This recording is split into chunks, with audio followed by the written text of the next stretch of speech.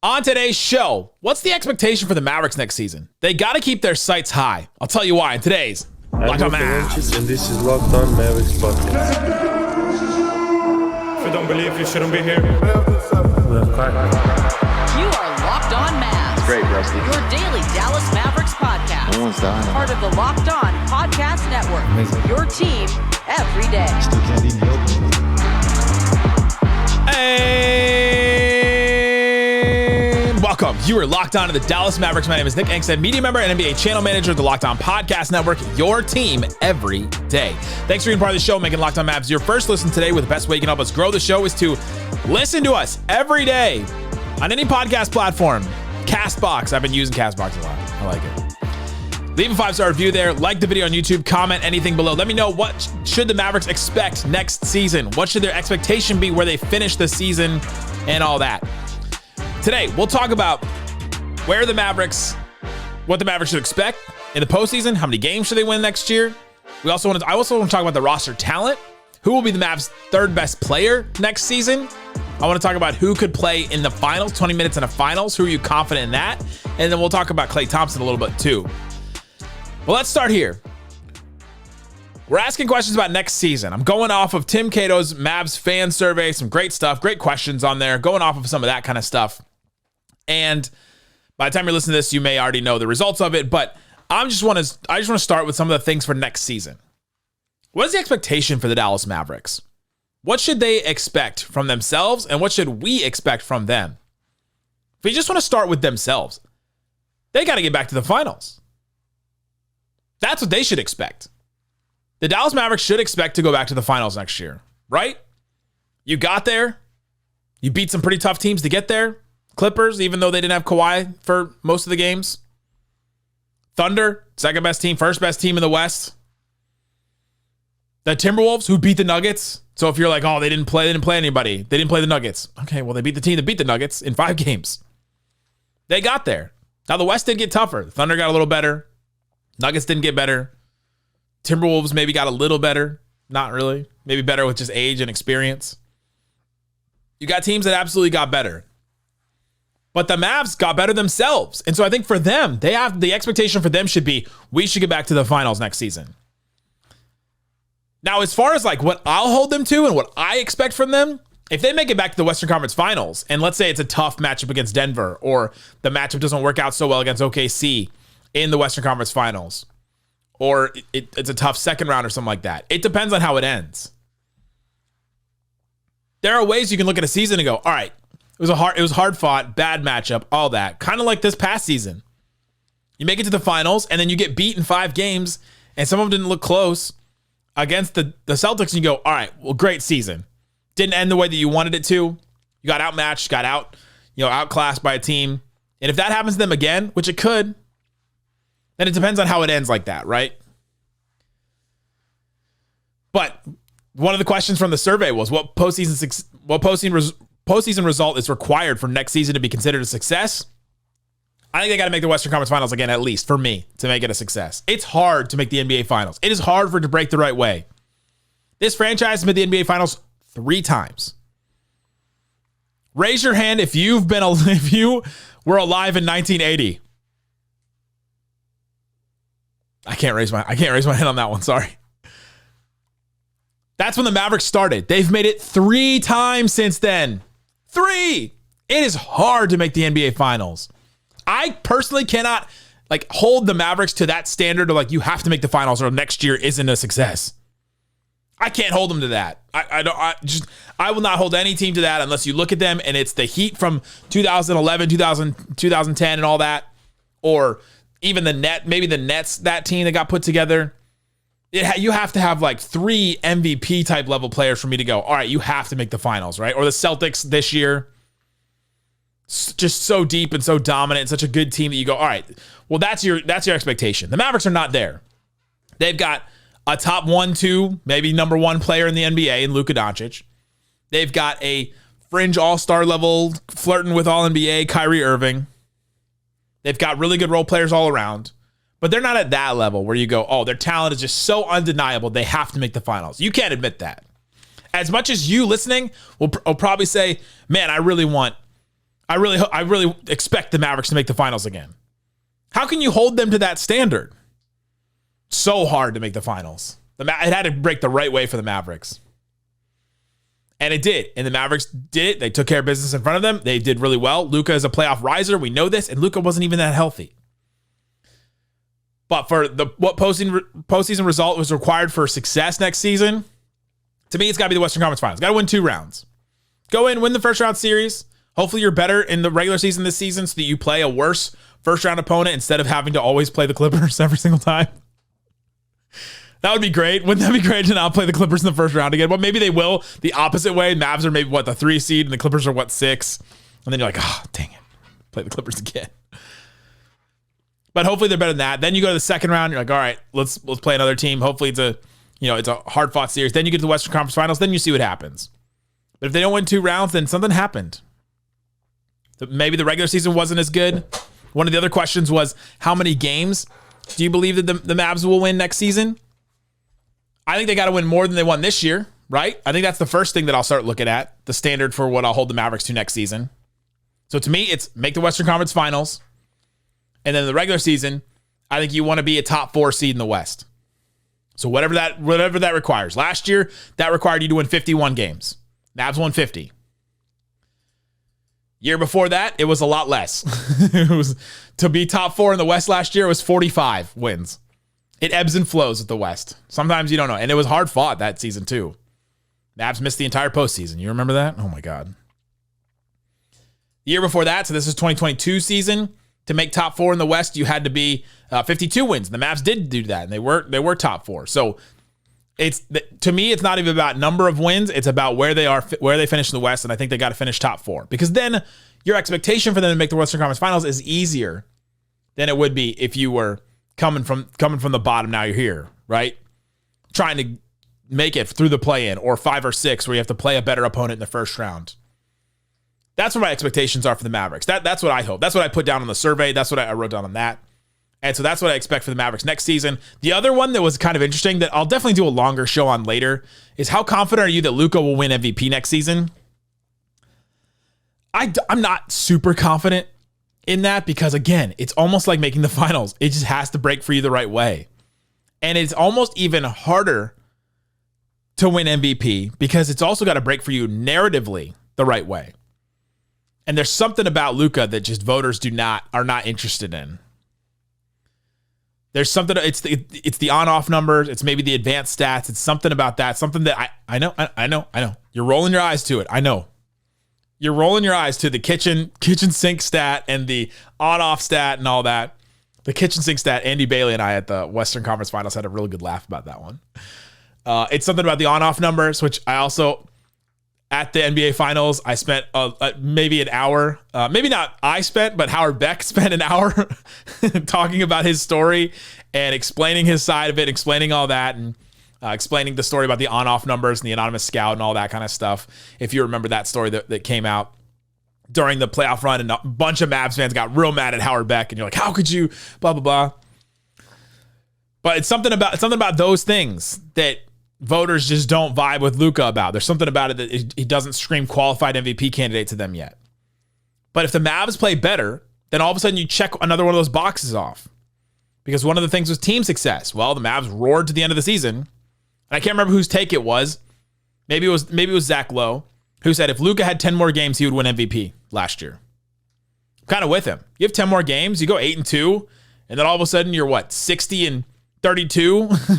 with a 92 game season. Then he probably would have won.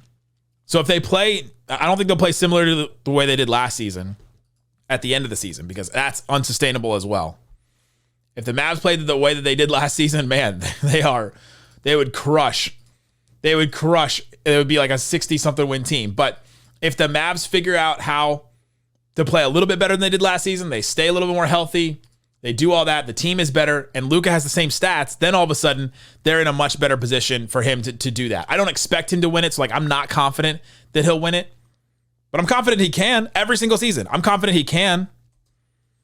Yeah, if the Mavs stayed their pace at the end of the season, from after the trade to the end of the season, they would have won 59 games, flirting with 60. If they do that, he wins MVP, guaranteed. if they keep that pace. That pace is hard. That pace requires health. And that's one of the things that the Mavs have struggled with in the past.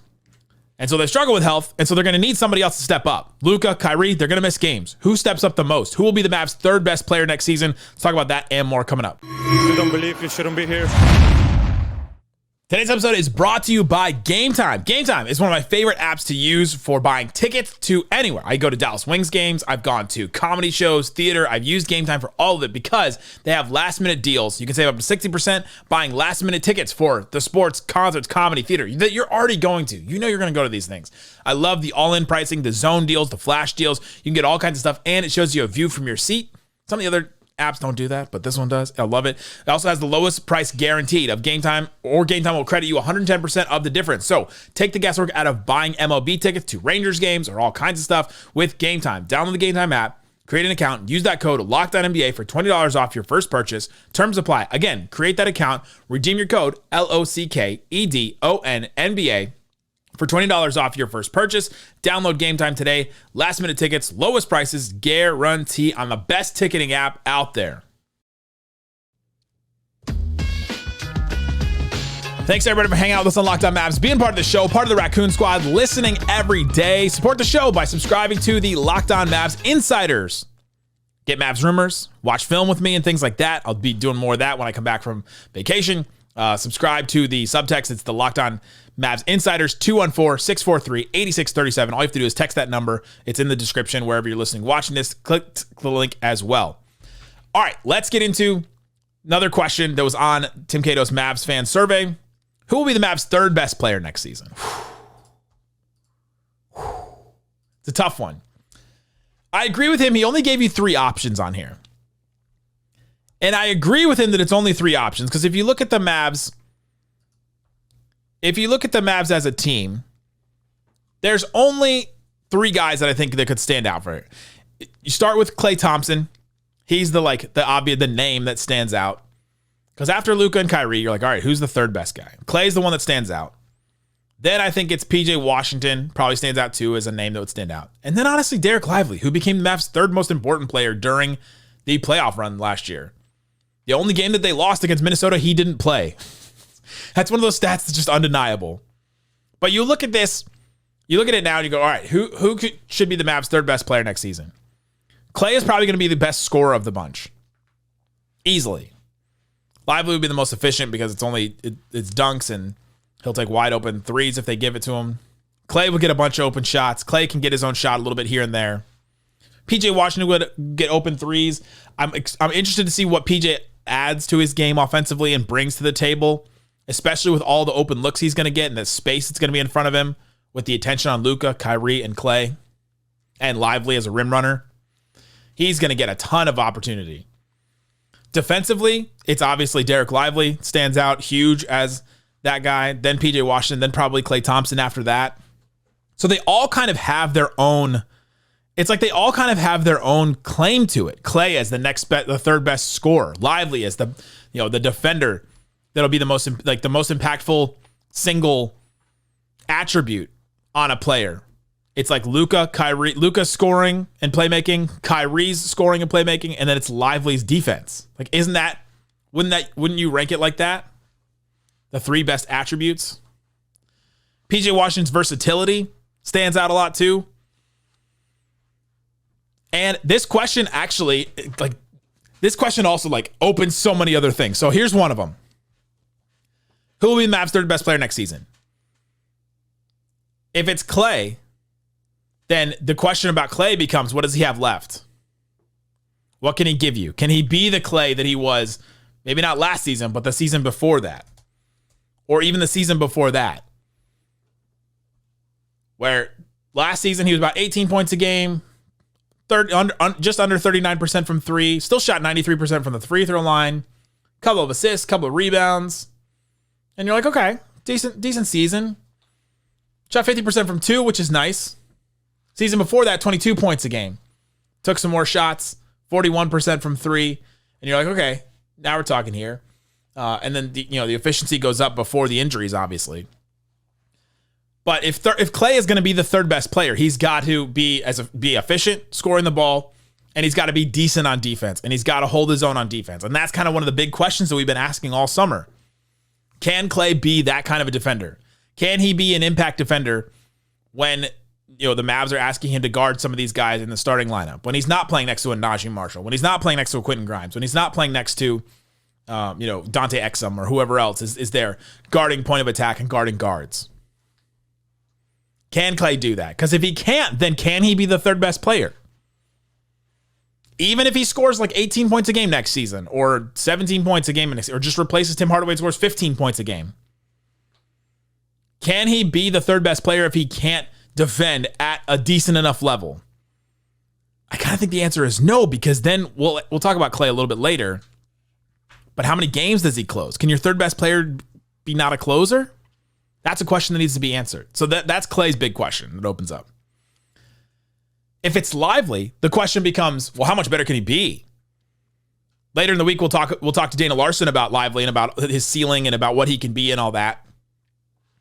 And if Lively is going to be the third best player next season, then he took a step forward. Oh, what does the step look like? What did he do offensively to get better? Did he add the three? That's like one of the... We need a drop. We need a drop for like a mystique. Like a mystique. Like, ooh. It's the one thing that's like, if he adds this, if he does this, then all of a sudden the Mavs are unguardable. It's like the holy grail for Mavs fans, it feels like. It's the one thing that's like, oh my God, if this happens, oh my God. I love it. If Lively adds a three or he just gets better across the board at everything, which we expect from a 20-year-old rookie who has shown that he learns faster than anybody else. Game to game, just learned and got better. That's the question for Lively, is how much better did he get at all those things? For PJ, if PJ can be the third best player, which I think is possible. Like I think some people would scoff putting PJ on this list and making him one of the options. Again, on this survey, the question was, who will be the Mavs' third best player next season? The options were Klay, Lively, and PJ. For PJ, we saw flashes of it in the playoffs where he can take if Luka and Kyrie are getting double teamed or getting extra attention on them, think back to game 2 of the Thunder series. Or even go back to game 2 of the Clippers series. 18 points for him, 7 rebounds, 3 threes, went to the free throw line 7 times. Hit a couple of shots outside, little push shots, little post-up shots at the rim. He had 18 points. The Mavs win that game. They win the next game where he has a dozen points and misses all of his threes, but still was impactful. 3 steals in that game. And then you go game 2 and 3 of the Thunder series where you really see he took advantage of the attention that was put on Luka and Kyrie. 29 points in game 2, 27 points in game 3. Huge impact, made 7 threes in the first game, 5 threes. If his shot starts falling down, he's versatile on defense like he has been, and maybe he adds a little bit more on offense here and there. We've seen him be a decent enough passer. We've seen him with the Hornets handle the ball a little bit. We saw him in the playoffs post up when the Mavs said, all right, there's just so much attention on Luka and Kyrie. Let's take the first possession of the game and let's have PJ post up. And that was a huge moment where you go, okay, all right, here we go. And so I think PJ could have a case to be made too. I'm trying to find, there was one game where PJ, game 3 of the Thunder series, PJ post, immediately got a dunk right away from an entry pass from Kyrie. That was like, that was the one where you go, okay, they are not messing around. They want to try something different. They want to throw a different look out there. And PJ was the answer that Jason Kidd came up with. Somebody that can do something different. And so what more can PJ show? That's the question for him. If he's going to be the third best player, what's the question that he can answer? No. What more can he show? That's the question he can answer. I melded those sentences together in a very a way that makes absolutely no sense. What more can PJ show from his game? Defensively, is he going to be asked to guard more point of attack guards and things like that if Klay is going to be the other starter? I'm interested to see. The Mavs started when PJ first joined the team. He was guarding SGA. He was guarding Anthony Edwards. He was guarding guys like that. And then when Derrick Jones Jr. kind of emerged a little bit more at the end of the season, they went away from that. And we were kind of, you're obviously okay with it and it worked out and made the finals and all good on that front. But can PJ do that a little bit more? And so if you go down through all these questions, like it's hard. And I don't think that there's I don't have a definite answer on who will be the third best player. To me, I think it will be Klay. I think that's the safest answer. He's got a lot to prove. He's got a lot to show. And he's done more than the other two players. He's made all-star teams. He's made all defensive teams. He's got the skill that translates maybe the easiest with Luka and Kyrie, the three-point shooting. He's going to benefit. He's the player that has not had the pleasure of benefiting from Luka and Kyrie attention yet. We've seen Lively. We've seen PJ and what they can do. We have not seen Klay yet. So even though he's an unknown between the three of them, I think Klay should be the third best player. Will he? We'll see. He's got to answer those questions I asked earlier. Another question we've got to answer is which of the following players can play 20 minutes in a NBA Finals game? Let's go through all 15 on the Mavs roster. And I'll tell you, it was less than I thought it would be. We'll talk about why coming up. You don't believe you shouldn't be here.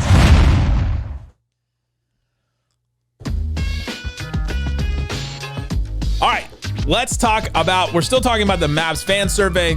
Another question was, which of the following non-Doncic, non-Irving players are you confident that can play 20 plus minutes in an NBA Finals game? So we'll give Luka and Kyrie, 20 minutes in an NBA Finals. All right, feeling good about that. Then you start going down, all right, who can play 20 plus minutes in the finals? All right, who did play 20 plus minutes in the finals, right? Like let's go through that list, because then that informs us already. We've got actual numbers and data on who can play 20 plus minutes in the finals. Who do you think played 20 minutes in the finals last year? Kyrie played 39. Luka played 39. PJ Washington played 32. Okay, I'm putting his name in there. That's the first one I'm listing. He can absolutely play 20 plus minutes, effective minutes in an NBA Finals game. Okay, done. Got our first answer. Derrick Jones Jr. played 23 minutes. That's the next highest one on the Mavs. He's gone. Derek Lively played 22.8 minutes. Feeling good about that one. I think he could do it again. He's our second answer. Boom. Luka, Kyrie, PJ, and Lively can play 20 plus effective minutes in an NBA Finals. We've already seen it with our own eyes. Those are the only players that played 20 minutes in an NBA Finals for the Mavericks last year. Josh Green played 19. He was close. He's gone. Mentioned Derrick Jones Jr. He played 23. He's gone. Maxi Kleber played 16. Do you think that those were 16 effective minutes? I heard you. I heard you audibly say no. I feel like I actually heard you. But that's not even, he didn't play 20, and I don't expect him to play 20. Daniel Gafford played 15. In the right matchup, maybe. But I'm not putting his name down for 20 plus effective minutes in an NBA Finals until maybe this year he fits better in the Mavs offensive system, shows that his passing out of the short roll is a little bit better, scores on his own a little bit better on mismatches. Maybe he shows more defensively, that he can switch out a little bit better. That's definitely something he'll have to show a little bit more, that Lively was better at, that gave him more minutes. But I'm not putting Daniel Gafford down as like who I'm very confident in can play 20 plus minutes in an NBA Finals. Now, an NBA Finals is different than the playoffs. I'd be confident that Gafford could play 20 minutes in the finals or in a playoff game. I would be confident maybe Maxey play 20 minutes in a playoff game. But in a finals, you're like, all right, we're really squeezing it now. So you're out of players now. Now let's talk about some of the other Mavericks that were still on the team. So we talked about Gafford, talked about Maxey. Exum, I'm not putting his name down. Are you? No. He played 8 minutes a game in the finals. That was one that I'll take the L on that one. I was so confident that he would like help the Mavericks in a big way, and they needed him. They needed him in a big way, and he just didn't show up, and it was disappointing right there. Dwight, Jaden, maybe Jaden Hardy. I don't think he's playing 20 minutes. He played 6 minutes a game in the finals for reference. So now the new guys.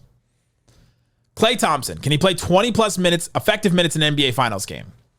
We've got to answer the defense question. But I'm confident he can play 20 minutes. Can he play 30? The defense, it will depend on the defense. But can he play 20? I'm confident he can play 20 in an NBA Final. I'm very confident in that. The next one is Najee Marshall. Can he play 20 effective minutes in an NBA Finals game? We haven't seen it. We've seen him play some playoff games for the Pelicans. But from everything I've seen from him And everything that I've heard about him, his nickname is the Knife. He's a hustle guy. He'll fit in exactly what the Mavericks need. But he's only played 10 playoff games. He's never gotten out of the first round. They got swept last year by the Thunder. He played 21 minutes a game in that Thunder series. He shot pretty good. He did a couple things here and there. But I think in this Mavs new setup for him, I'm confident he'd play 20-plus minutes in the finals. I'm putting Najee Marshall down. So far, we have Luka Kyrie, obviously. PJ and Lively, we've already seen. Klay, I'm pretty confident. And Najee. That's 6. That's 6 players. You're like, okay, 6 players can play 20-plus minutes in the finals. So you added 2. You lost Derek Jones Jr. and Josh Green, if you want to count him, he played 19. But you added 2. So you at least replaced the guys that played 20-plus minutes in the finals with guys that you're confident can. Then you go through the others, and you're like, all right, well, we already talked about Gafford. Quentin Grimes and Dinwiddie. Last time we saw Dinwiddie, he was getting played off the floor for the Lakers in their playoffs. He went and he played 13 minutes against Denver in game 1. He played 10 minutes in game 2 and they lost. He played 21 minutes, almost 22 in game 3. He was actually a +3 in that one, but then he goes down to 14 minutes in that weird blowout game that the Lakers had over the Nuggets that made it a gentleman's sweep. And he only plays 13 minutes a game. Or only plays 13 minutes in game 5. That was in round 1. I know we're all excited about Dinwiddie. And I know slightly kind of poo-pooed it a little bit.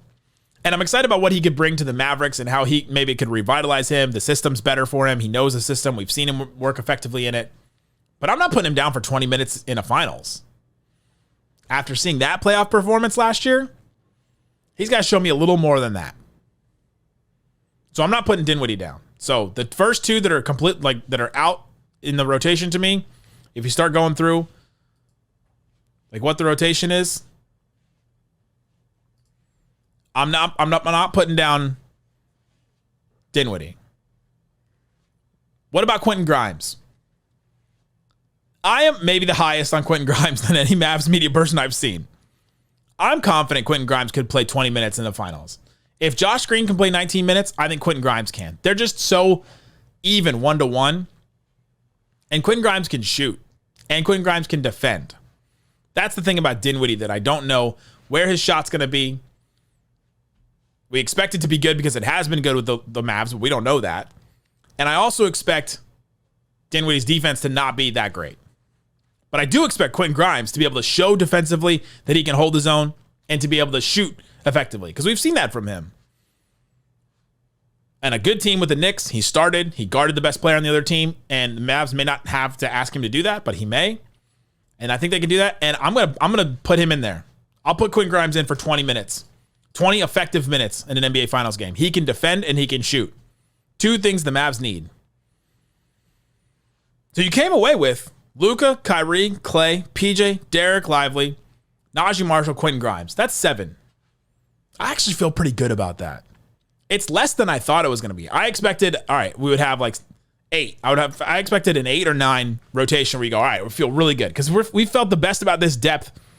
The depth on this Mavericks team, we felt this is the best we've felt.